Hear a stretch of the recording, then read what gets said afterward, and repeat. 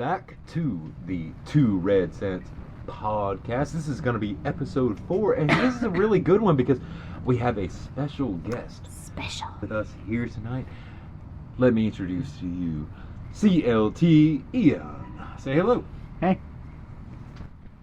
All right. So tonight we are the Three Red Cents podcast. That's right.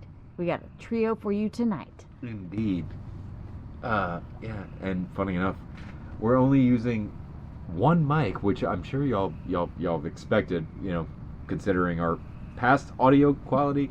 But we tried some things, man. I don't have the mixing board that I want. We're working it out. Yeah, maybe. Working it I out. don't know. Not tonight. We said fuck it. We're gonna go Mad Max style. Doing it live. Yeah. Fuck it, we're doing it live. You want to get out of here? Yeah. You come with me, kind of thing. So fuck it. Straight Mel Gibson without all the crazy rants. Yeah. But so what we were going to talk about is what we always talk about every night. It's just what the hell is going on, in fandom, particularly with comics, because obviously, as the last video we talked about and videos we always talk about, I'm the kind of guy that's into the comics and the comics lore and how it is so effectively and profoundly shaped my life. And whether or not it gets portrayed accurately when it goes to screen of any form. Man, do you really think that accuracy is even a factor at this point? Or is it I would like for it to be. I would like for it to be coherent at this point.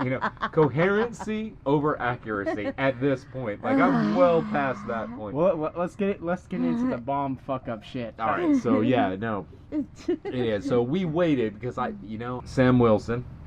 I love Sam Wilson as a character, as the Falcon, and I actually think that Anthony Mackie is a great actor, but I waited. So CLT wanted me to go to the theater and pay good money to see Captain America: Brave New World in the theater. I couldn't do it. I just couldn't, in good conscience. One, because I'm broke, but also because I'm that broke, right? Like, I was like, dude, no, I can't. So... No, and I was tempted. Not for that. No, when it came on streaming at the first time, I was tempted. I almost pressed the button on watching it. But we waited long enough. We were patient long enough to wait until it got to Disney Plus. And now, be that as it may, we didn't just watch it on, a little, TV or whatever, which obviously our TVs are way bigger than they used to be because I was proud to have a fucking 19-inch back in the day. I thought I was big shit. And in our living room we have a 55-inch. No, we didn't watch it on that. We watched it on a big ass projector. We hooked up the projector. 120-inch screen. We have a projector. Great sound, great bass. It's a makeshift setup. It's a makeshift setup, but it works, and it works really well. Yes, it does. So we waited. We gave it the respect it deserves to give it the theatrical treatment, and we watched it, and we definitely have some thoughts about it. Now, I'd go ahead and don't hesitate, son, but go ahead and give us your thoughts. But what I'm going to do in chapter 2 of this podcast is I'm going to retcon the retcon because, Dan, I just can't take it anymore. Okay. So go for it. So we watched the movie, and it's like, an hour 20? It felt short as shit. Hands down, it felt like a short movie. It felt like a 30 to 40 minute episode of like a series you watch. And 2, this movie fucking sucked. It had horrible writing. The director's fucked up. It was produced completely wrong. The setting just didn't feel good. It just felt like this uncomfortableness and this itch that just wouldn't go away that you couldn't scratch. All right, so maybe we should do this categorically because you're not wrong, but. Let's break it down. Yeah, and we'll go from panel to panel, because obviously, I'm sure our red-headed fiery one, Dark Phoenix over here, has got something to say about it, as she does with all movies, and she should, because she's a movie buff. She's not just a horror buff, she's a movie buff, and she understands storytelling. So let's go with this. Like, number 1, what are the things that you liked about it? What are the positives? The positives I liked about it is I like the suit for art style. I've always liked the way that suits look. I liked Captain America's suit.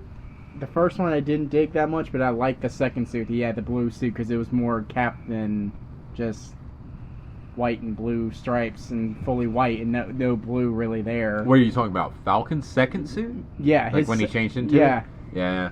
That yeah. suit felt more like Captain America than his first suit. Let me ask you, because I could be wrong about this, but the suit that he was in the beginning of the movie, was that the suit that he had at the end of Falcon and Winter Soldier? Yeah, with the carbon fiber wings, yeah. They were better than the nano wings, but yeah, I'll get to that. Go ahead. Well, like, talk about the positives. we'll We'll get to the negatives. I think it's hard. It's hard to have positives. I think it was just the costume, and some of the fight scenes were good, but if it was me, to be honest, I would have been where it would have been like Falcon or the new Captain America and didn't have the second Falcon. There's just no point because it's like it feels like a Batman and Robin deal all over It again. did kind of feel like that, and that guy came out of nowhere, right? Like, Yeah. What was it, Hector?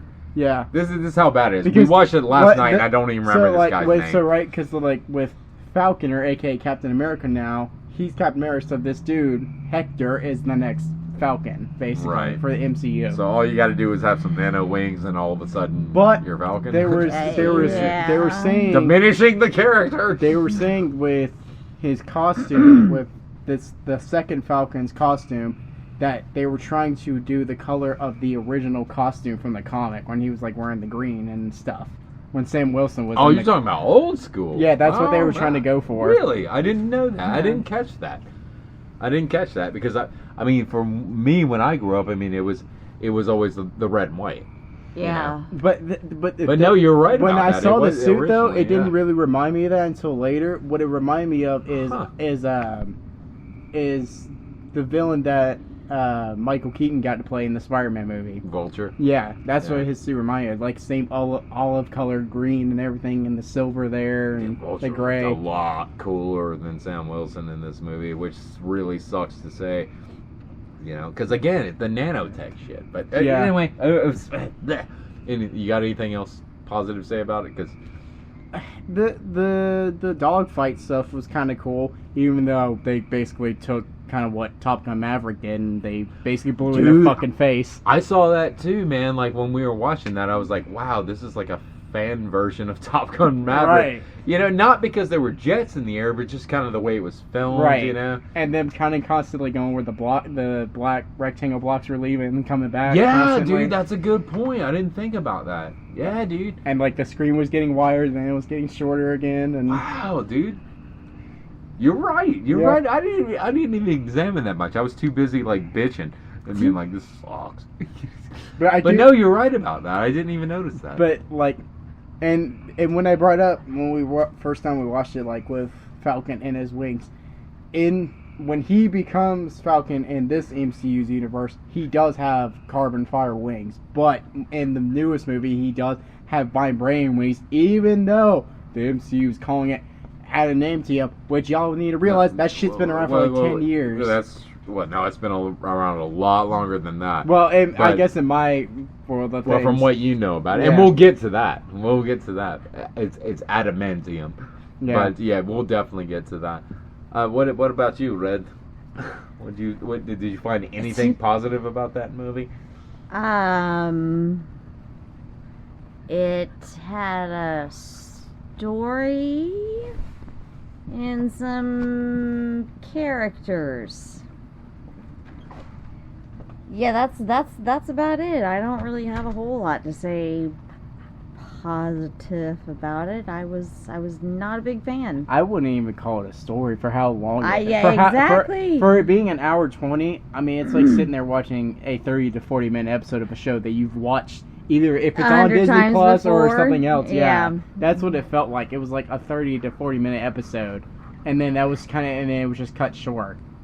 Yeah, pretty The- much. The the one thing I absolutely disliked about the movie is the Bucky being a congressman. He ain't a congressman. He was supposed to be Yeah, the that next was really weird. He was supposed to be the next Captain America. Now, y'all gotta realize these dumb directors and producers and authors and artists, they don't want to go with comic style of things. They want to go with their own style. So they said, no, Sam Wilson's going to be Captain America. Yes, which is in the comics, but also Bucky's becomes Captain America too and stuff, and continues becoming Captain America after he comes back alive. The fact that they didn't go with that is kind of ridiculous. We were talking about as the man over here walked away, we were talking about that what we didn't like about it was the fact that Bucky, Lieutenant James Barnes, is now not the Winter Soldier or a fighter anymore. He is a congressman, which never should have happened. It's so weird. Like it's so out of place. I'm not exactly sure what they were going for there, but you know what do I know? Again, that'll get to the retconning phase of this discussion. So, you don't really have anything else to say positively about the movie, or? No. All right. Sounds good to me. So here's the deal. It's going to be open discussion forum at this time. And I'm not going to sit here and bash the movie because, I mean, that's easy to do. You know, but I'm going to sort of clandestinely or inadvertently bash the fucking movie by saying what I would have done in this situation. Number one, if the entire plan, and this was a big thing that they were promoting, it was pretty much the only thing that they were promoting about this movie.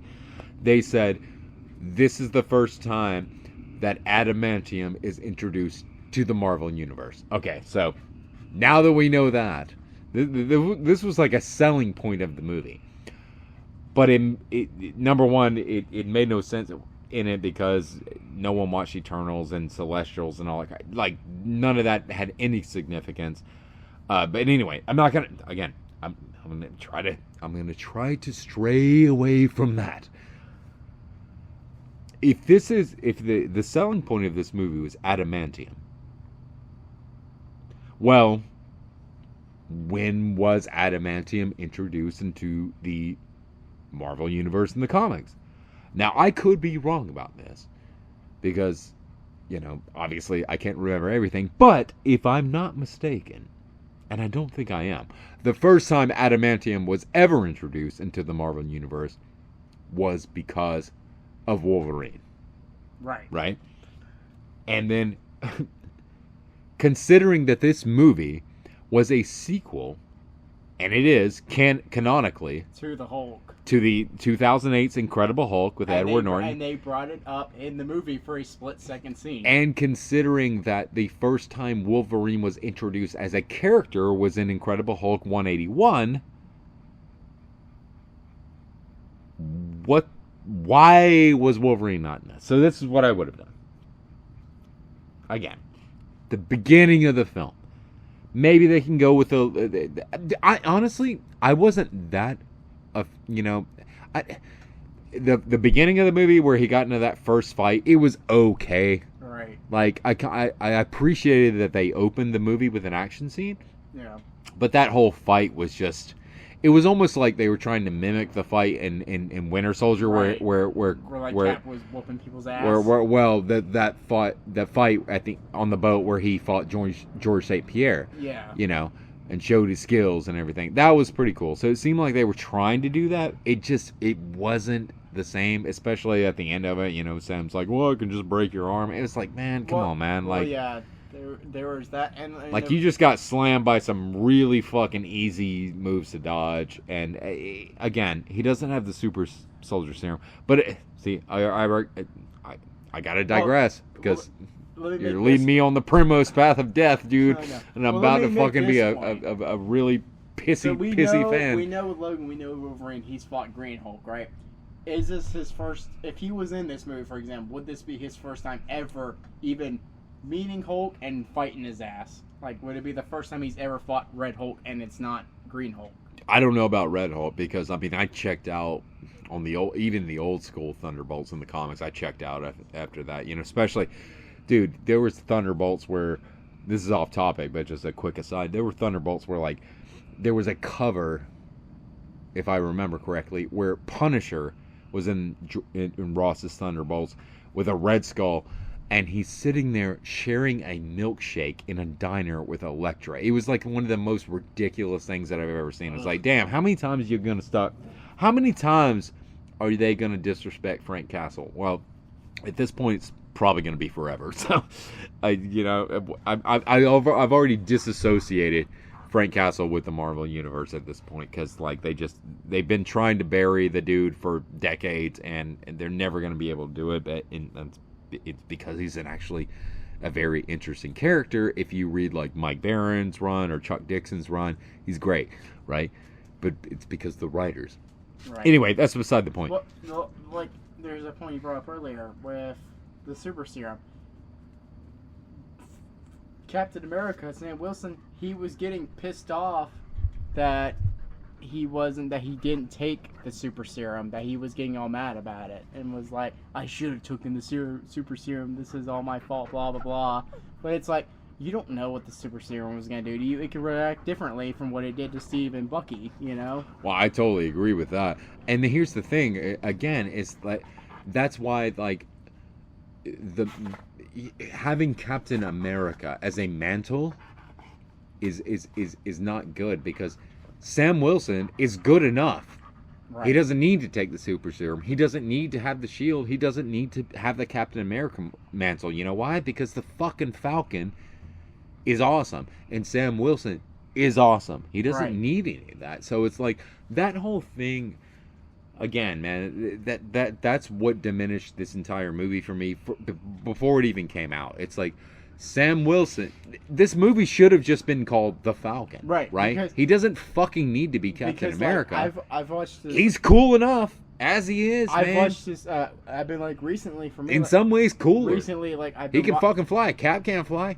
I mean, I'm just saying. Recently, like, I've been watching, like, the Disney's Next Avengers Assemble show, watching that all the way through. And there's not one scene or one part of the episode where Falcon becomes Captain America. It doesn't happen. Because it doesn't need to happen. Because Sam Wilson is his own character, man. Yeah, he's like, he doesn't need to be a different fucking... He doesn't need to have a different title. He has his title. He's the Falcon, and he's awesome. Yes, does he become Captain America in the comics? Yes, but so does Bucky as well, and they should have gone with that more. It would have made more sense for Bucky to continue on. I agree.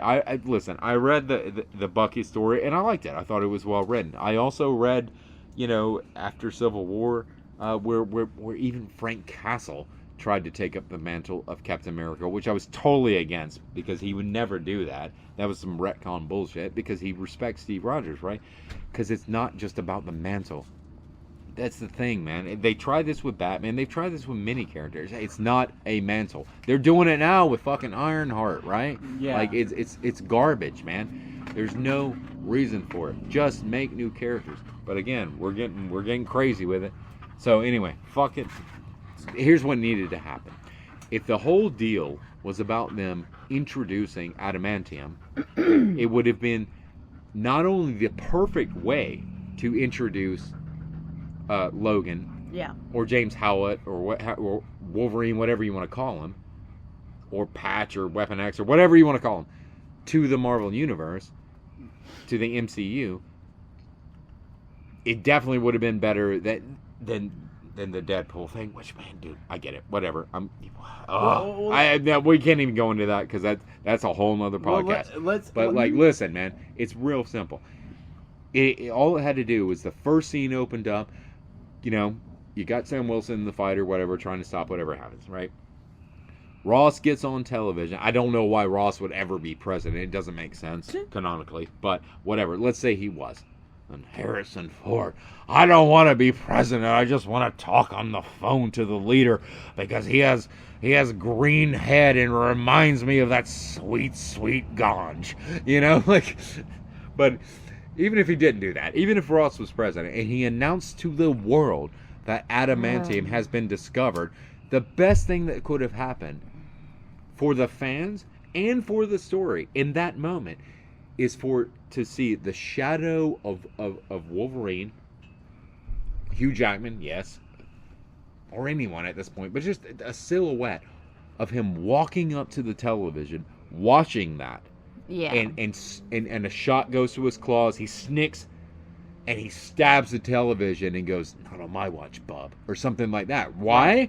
Because he's the only one that knows about that, canonically in this universe, right? Yeah. They never even said. They never even made it clear whether Deadpool was laced with adamantium, which he was in the comics or whatever, which I think is dumb. I think they should have only made it to where Wolverine was the only one that had adamantium, other than maybe Lady Deathstrike, but that's a whole another thing. Well, what about X-23? Because she was the second person to get injected. I like Laura as a character, and I really liked her portrayal in Logan. I love that movie. However, it's kind of the same thing. It's piggybacking off of another character. And, okay, so you're telling me... So here's the thing. This is the one thing I don't like about Logan. And it's never been... And maybe it's been explained in the comics. I don't know, because I stopped reading them a long time ago. I checked out a long time ago. But X-23 and Laura, at least in the movies... all they said is that she was created from Wolverine's DNA, that she's essentially his daughter, right? Right. Which could mean, yes, she has his feral abilities in terms of hearing, smell, and she also has his healing abilities, right? But how the fuck did she get the adamantium? Yeah. So they did the same shit on her? Well, no, so, okay. So they put her in the Weapon X program? Let me finish. Because that didn't come from her DNA. Because Wolverine didn't have fucking adamantium. So, that shit was put on him. And this is they did the same shit to her? No, this is actually a good question. So, and if you go back, there's one episode of X-Men Evolution where she shows up. Okay. She comes crying to Logan saying that Hydra kidnapped her and experimented on her with adamantium and injected her with it. Okay, so whoever wrote that, they weren't thinking, because Hydra is an entity that is way more influential than the proponents of the Weapon X program, right? That was a very secretive thing that no one even knew about. So if Hydra has the ability to lay adamantium onto people, how come they're not fucking doing it to everyone? You know what I mean? And maybe you answered the question because Laura had the only, she had Wolverine's DNA, so she had the ability to withstand the procedure. The procedure is, if I recall, it was you who volunteered for the procedure. Fucking Brian Cox made that movie. That's why I love X2. He's hilarious in that movie. I mean, a British guy doing a weird Southern accent is fucking hilarious. There are no X's that way, Wolverine. And that's generally what I'm thinking, because it's think of it. If Hydra can do the super serum stuff that they did, they can't though. To Steve, they can literally do adamantium to adamantium. Adamantium. They can't though, man. They tried it with Red Skull. It deformed him. They failed. They tried it with Winter Soldier. Or the Russians did. Maybe it was a sect of Hydra, whatever. They failed because the only way that Winter Soldier is active is if they give him a code, right? Right. So it's nowhere. It's nothing like Steve Rogers. And that's a good point that you brought up with with Red Skull, because again when I brought up the Avengers show that I'm watching recently, and this one he's sick and ill, and the only way they save his life is putting him in the Iron Man suit, and he made it his own. Yeah, dude, and that's another thing. They totally fucked Red Skull in the MCU, because here's the deal, man. Big bads, you talking about in the Marvel universe? Right. We're not talking about cosmic beings, Galactus, or this and that. We're talking about Earthbound. You got Doctor Doom, top tier. Red Skull is up there, and Magneto. MODOK, really? I mean, I kind of see it. I mean, I within 20% see it, but I mean, he can do stuff or whatever, but that's almost like saying Mojo World. But no, 3 big bads, man. Fucking Doctor Doom, Red Skull, and to me, Magneto. Right. But it's so weird from the Captain America movie, like Red Skull being this Hydra king to Endgame of him basically looking like a Soul Eater from fucking Harry Potter. Well, yeah, exactly. I mean, that's the thing, man. They made it to where in the end of Captain America, First Avenger, that the Tesseract did not kill him. It actually made him go to some other dimension. You know, it's just like, and it wasn't even Hugo Weaving, dude. Yeah. Yeah. I mean, whatever. Anyway, again, let's go back to we're getting way off track. Yeah. Let's go back to what we were talking about. Captain America. Brave New World. Brave New World. They originally titled it New World Order, and then they were like, okay, well maybe that's a little too on the nose, so we'll name it Brave New World. It's like, dude, that's the same shit. But okay, if you say so. Anyway, hey Red, glad you're back. You got anything to say about this? Because we're going way off track. All right, so No. Dark Phoenix over here is contemplating whether or not she wants to disintegrate the world. All right, so for you, scale of 1 to 10, what would you give that movie? And be honest, man. You ain't got to be like, you don't even have to be generous. Just from the movie itself as a film. Like a 2. Ooh. I hate to say it. I don't disagree with you. Maybe, yeah. Like, it just wasn't good. It just wasn't good. The whole, like, everything about it has already been done a million times before in much better forums, and there was no originality. It just... I'm gonna give it a 1. A 1? Yeah, it's that low. Fuck. Damn, you were the one that was wanting to watch it. I know, and then for days you were pestering me. Like, let's put it on the projector. Let's watch it. But like the reason why I gave it a 1 out of 10 is because that movie was such a bitch slap to Marvel fans who really cared about Captain America and who cared about the Marvel stuff. See, it was a bitch slap to me because I care about the Falcon. Yeah. Right. I mean, Steve Rogers is gone in the MCU right now.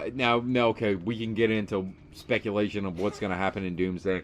Which Captain Hydra, which is fucking not even canon, dude. This is fucking bullshit. I don't even acknowledge that crap. To be honest, it pisses me off. Hell Hydra, fuck off. But, dude, and this is coming from a fan. You gotta understand, man. When I was listen, like, whatever to the listeners out there, I was born in '81, and for many years of my life, as a kid and a teenager, I was trying to tell all of my comic book buddies that Steve Rogers is the shit. He's like the best fighter in the Marvel Universe, hand to hand. He's the paragon of cool shit. He was basically one step away from Batman, right? And this is before I get into that next point, I'm gonna ask a question to our 2 listeners maybe that are out there, and I truly hope someone answers this because I've never known.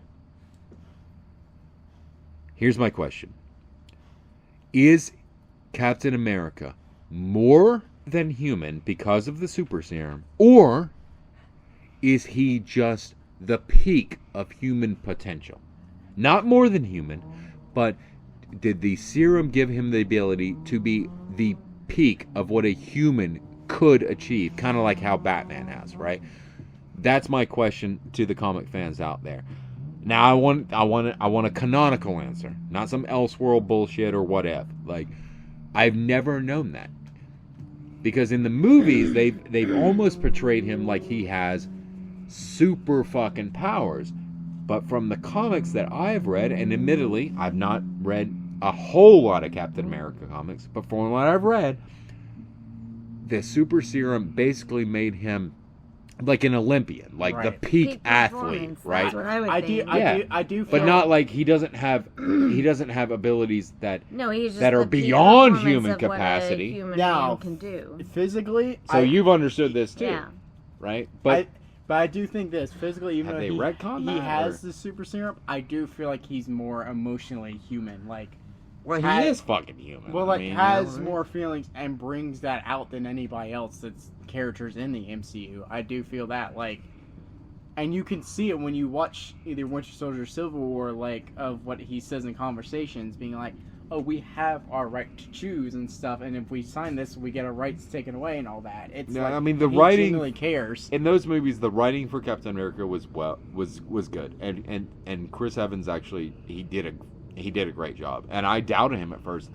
I mean, like, a good close buddy of mine who's been a best friend of mine for many years, and I'm lucky to have him, is actually a comic fan as well, and we were arguing about this way before when they first announced casting choices or casting potentials on, like, forums or comicbookmovie.com or whatever.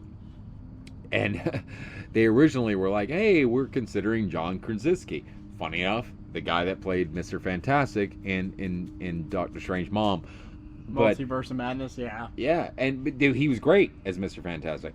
But at the time, I was so fatigued with them trying to find the right person. I was like, yeah, maybe he could do it. Funny enough, I mean, him playing like Jack Ryan and stuff, he probably could. But they finally announced Chris Evans, and I was like, man, there's fucking really Johnny, like this guy, And no, he did a great job. I can't take anything away from him. But I'll say this, even though with Endgame being an okay movie, I can understand of like why he went back to right around 1950, 1960, and it was because the way that they put it, that I've understand it, was they were saying every war soldier comes back home to their loved ones, and that's what he did after like a long war that had nothing to do with like actual war. It was like complicated superhero war. Right. Well, you were close, man. I mean, it's actually the early 1940s is when World War II happened. Way before you were born, way before I was born. But, Right. At least you're trying. Yeah. 1960. I think it said 1950 in the movie. I'm pretty sure. Dude, it's not. It's World War II. What are you talking about? Which in Endgame, part are you talking about? they say the timeline he came back to was 1950. That's what it says in the timeline, basically. When he's old? He comes back old, but when he gets sick, When he's old, he came back to his original timeline, which was in the early 40s. Well, I guess they put for the 1950s. That's what they wrote on the timeline. That's what the word said on the side of the screen. Are you fucking serious? Yeah, that's what they said. I'm gonna have to check that out, because if they did, they were extremely wrong. Because World War II ended in 45, so like that's a whole different thing. These are MCU people. They don't understand. Maybe we don't understand. I don't know, but he came back in '64, I think. Jack Kirby and Stan Lee brought him back. Maybe. Right. I could be wrong about But, that. like, Avengers issue 4, I believe it was. Yeah. I do feel like this is kind of a messed up thing that he did do, Captain America. It was the fact that even though he was married to Peggy Carter, He was never married to Peggy? yeah, she said in Winter Soldier that it was that the Captain America was her husband. Oh, you're talking about in the other timeline? Or Like the one that the post Infinity Gauntlet timeline? Where he no, decided in, to be old the and go back Winter in Soldier time. movie, there's a museum scene, and it's No, son. Yeah, No. That was pre-Infinity Gauntlet, dude. There was no, dude. I remember. Let me talk. Well, you're wrong. There's a scene Sorry, dude. where Captain America, where he's in the museum that they Yeah, have and they for had him. a picture of Peggy. No, she was talking in this little screening that they're doing, and she said, "Well, come to find out, he was my husband." What the hell are you talking about, man? I've never. No. Yeah, they were married. No, they weren't. This was pre-Thanos, man. I could look it up and prove it. Are you talking about MCU? Yes. No. Yeah. Go ahead, look it up. Because, no, that doesn't make any sense. Unless she was foreshadowing something that happened way later on in the MCU. They weren't. He fucking died, dude. Or she thought he died. And he was frozen, right? He woke up. How the hell were they married when he goes to visit her and she's like laying in a hospital bed?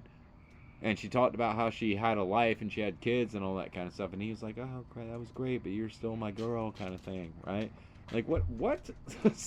Well, if you literally watch the 30-second scene, she literally says that Steve Rogers was her husband. Okay, well, that's news to me, dude. Maybe I'll have to check it out. Where I was getting to was, like, let's say if he was married to Peggy Carter, the messed up thing was that he kissed Peggy Carter's niece or some shit in the Civil War movie, and he was already married to Peggy Carter.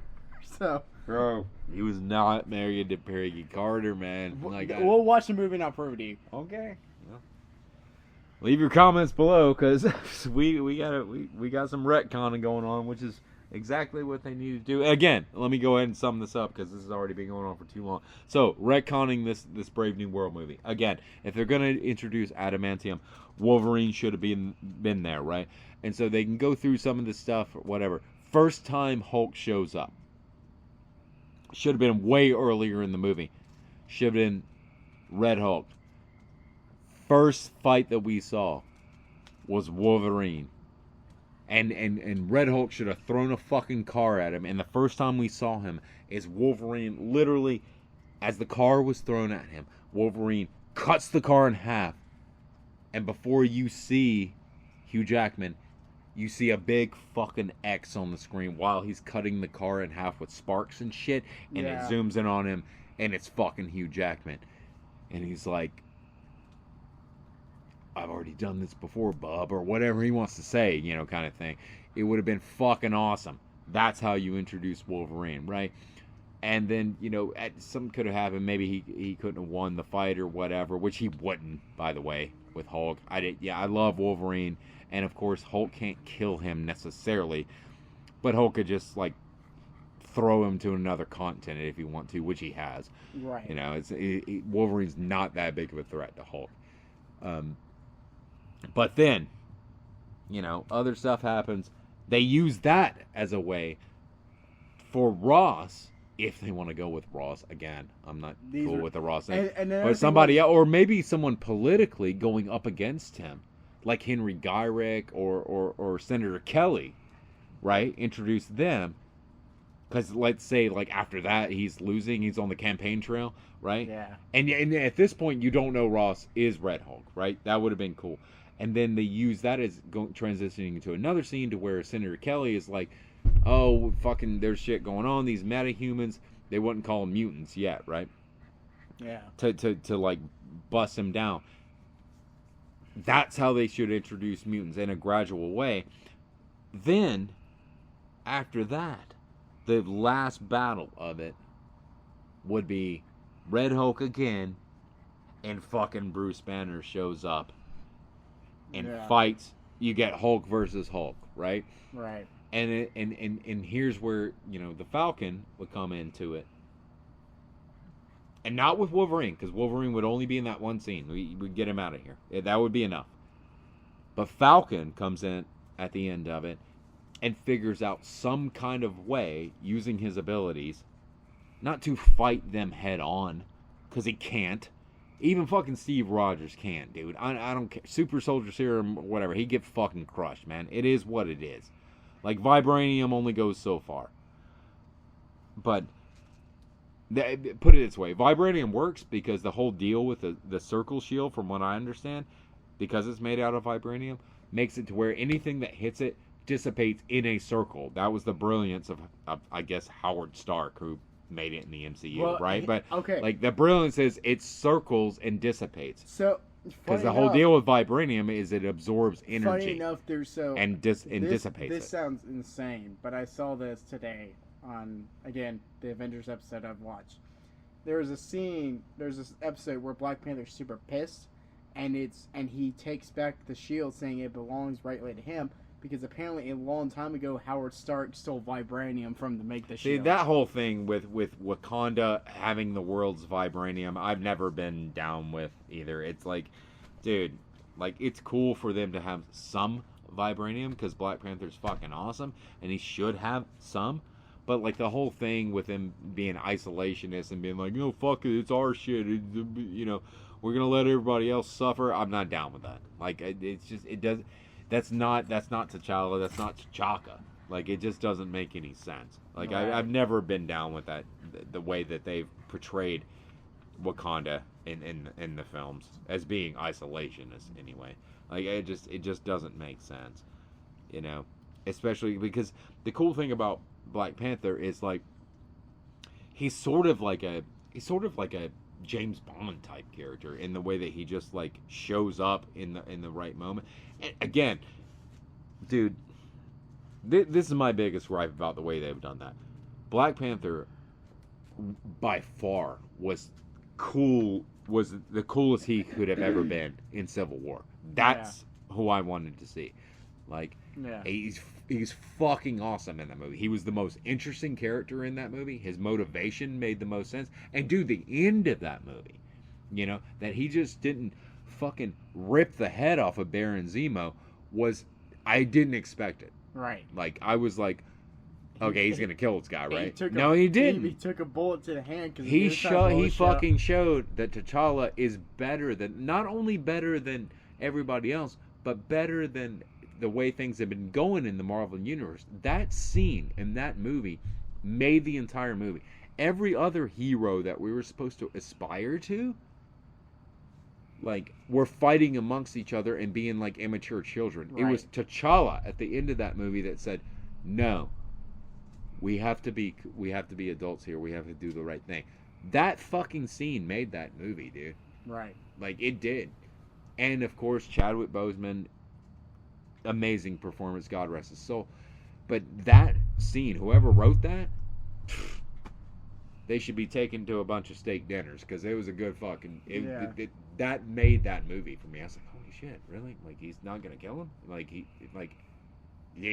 It was awesome. It was totally awesome. So if anybody deserves some vibranium, it's T'Challa. But it shouldn't have been to where, like, it's so abundant that everyone has it.